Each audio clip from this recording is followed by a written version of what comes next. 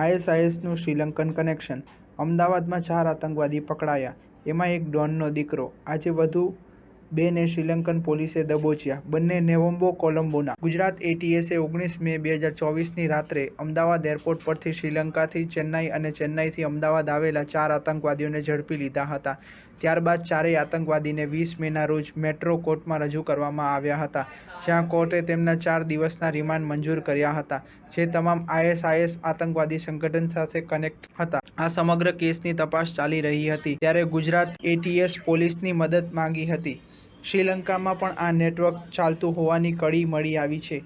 આ સમગ્ર પ્રકરણમાં વધુ 2 આરોપીઓ શ્રીલંકાથી પકડાયા હોવાનું ગુજરાત એટીએસના અધિકારીઓ જણાવી રહ્યા છે. એટલે હવે આઈએસઆઈએસના સ્લીપર સેલના કનેક્શન શ્રીલંકા અને ભારતમાં હોવાનું સ્પષ્ટ થઈ રહ્યું છે.